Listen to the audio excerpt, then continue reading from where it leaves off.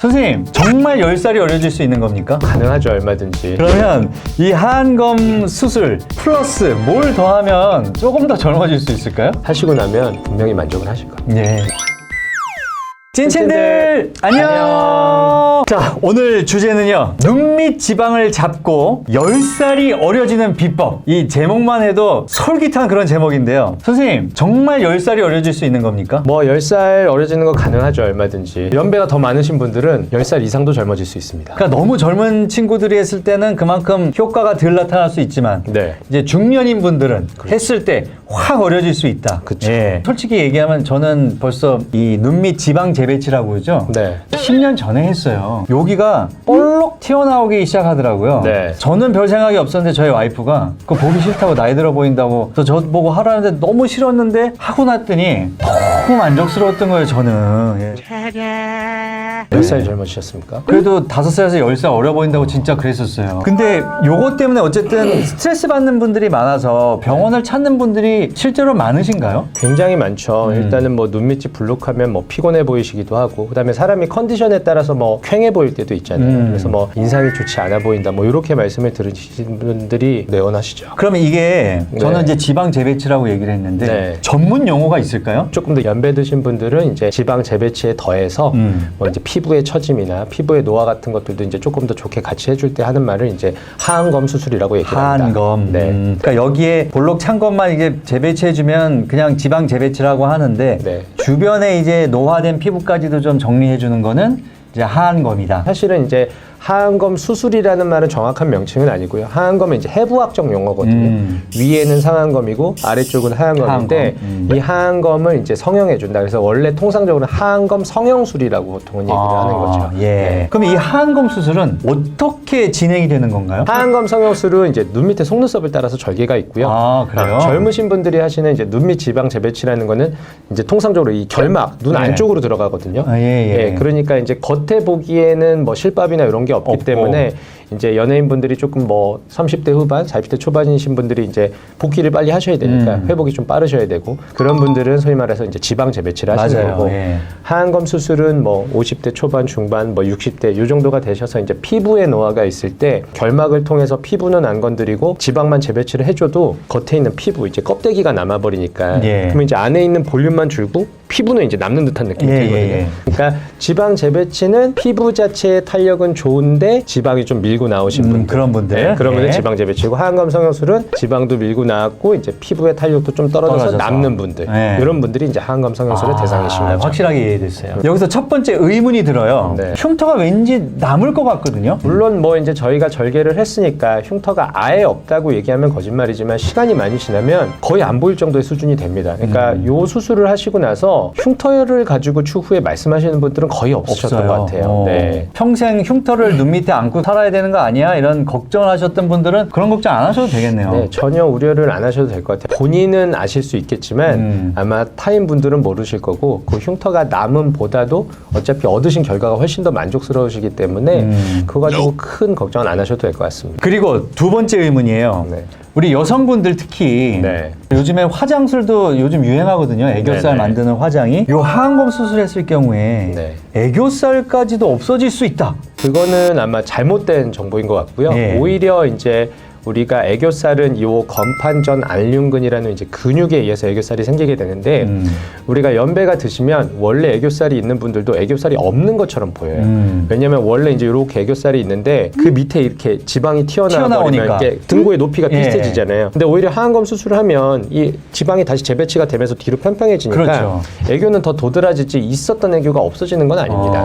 네. 제 경험으로 봤을 땐 저는 지방 재배치 정도만 했었는데도 네. 5살에서 10살은 어려 보인다고 했단 말이에요. 네. 근데 사람이 욕심이라는 게 한 5살만 더 어려지면 좋겠다. 인간의 욕심은 끝이 없고 같은 실수를 반복하지.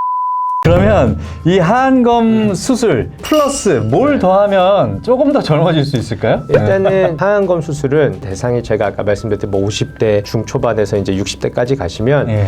이 눈 밑만 사실은 노화가 오는 것은 아니거든요. 아니죠. 예. 그러면 하안검은 이제 소위 말하는 중안면에 속하는 부분인데, 조금 전에 말씀드렸듯이 지방 재배치에 뭐 피부가 남는 걸 더해서 더 절제를 한다 이런 식으로 말씀을 드렸지만, 실제로는 여기뿐만 아니라 이 광대 살이나 앞에 볼살도 아래쪽으로 이렇게 내려가게 되거든요. 어떤 그렇지. 분들은 이렇게, 네. 이렇게 고양이 수염처럼 이건 우리가 성형외과에서는 인디안 밴드라고 하는데 이렇게 이제 인디안 밴드처럼 생기시는 분들이 계세요. 그 이유는 그러니까 이 하안검 노화뿐만 아니라 그 하안검 성형술의 대상이신 분들 그 정도 연배가 되시면 하안검뿐만 아니라 중안면에도 노화가 같이 오는 거죠. 예. 그러면 이제 여기만 이렇게 펴주는 게 아니라 여기 중안면에 있는 살도 이렇게 같이 올려줘야 예. 훨씬 더 젊어지는 효과를 얻으실 수 있겠죠. 그게 이제 소위 말하는 중안면 거상술이라고 하는 수술입니다. 거상술. 네. 그러면 그건 뭐 리프팅이라고 얘기해도 해도 되는 건가요? 그렇죠. 중안면 리프팅이죠. 리프팅. 네. 그래서 중안면 거상술이라는 수술이 뭐 이름은 거창하지만 막 엄청나게 큰 수술은 아니고요. 하안검 수술을 할 때 진행되는 이 눈썹 및 절개로 이루어져서 박리의 범위가 조금 더 아래쪽으로 내려와서 이 중안면에 있는 조직을 이렇게 위로 당겨주면요. 효과는 아까 말씀드린 이런 인디안 밴드가 좋아지고 젊은 분들 화장할 때 이제 뭐 볼터치 같은 거 하잖아요. 그러면 이제 이 하이라이트가 광대가 위쪽에 올라가니까 좀 젊어 보이시잖아요.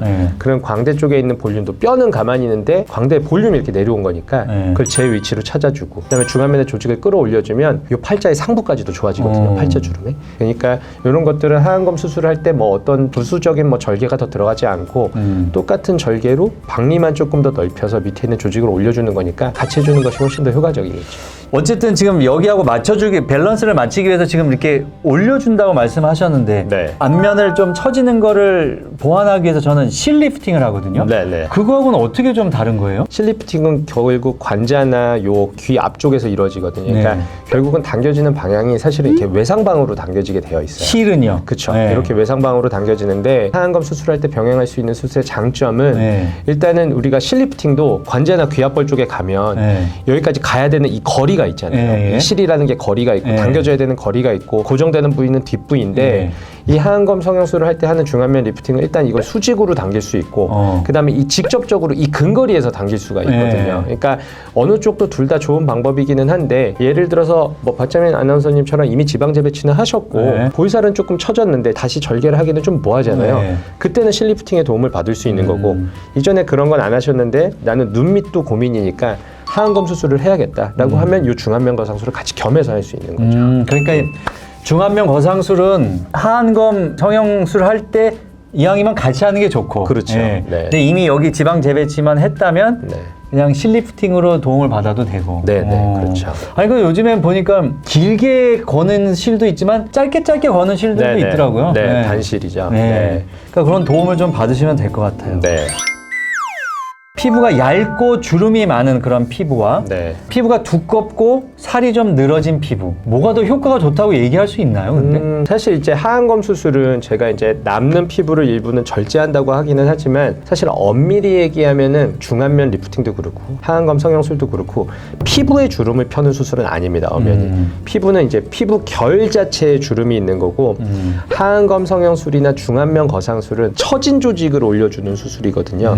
그래서 피부가 얇고 주름이 많은 피부는 주름 자체는 사실 많이 좋아지진 않습니다. 그러니까 이 두 가지를 말씀을 놓고 보면 예. 살이 늘어진 쪽에 오히려 효과는 더 좋을 수도 있겠죠. 좋겠네요. 피부 자체의 결이 좋아지는 건 아니기 때문에. 예. 네. 하안검 그리고 중안면 리프팅 얘기를 했는데 네. 부작용 걱정하시는 분들도 계실 것 같거든요. 네.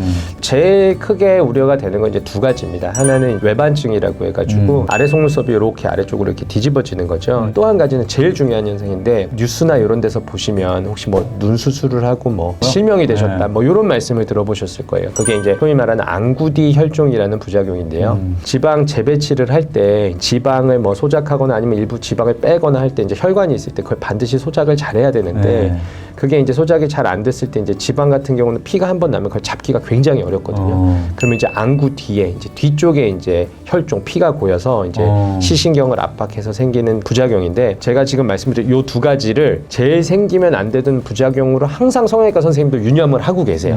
그럼에도 정말 수많은 사람을 하면 그럼요. 뭐 있을 수는 있죠. 혹시 이상 징후가 있으면 바로 말씀을 주시고 병원에 다시 내원을 하시라 이런 말씀을 드리니까 너무 크게는 염려를 안 하셔도 될 것 같습니다.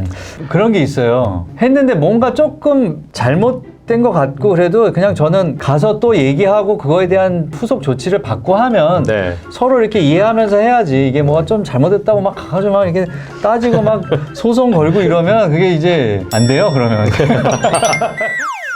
하안검 성형술 그리고 중안면 거상술에 대해서 알아봤는데요. 이름은 거창한데 제가 봤을 때 중하거나 그런 건 아닌 것 같아요. 네, 뭐 수술 시간도 뭐 비교적 1시간에서 1시간 반 내외 정도로 하고요. 그다음에 이제 많은 분들이 이 고민을 갖고 계실 텐데 이제 망설이시는 분들이 분명히 계실 거예요. 근데 하시고 나면 분명히 만족을 하실 겁니다. 네. 자, 여러분들도 한번 고려해 보시고요. 자, 찐친들 다음 시간에 뵙겠습니다. 안녕히 계세요. 안녕히 계세요.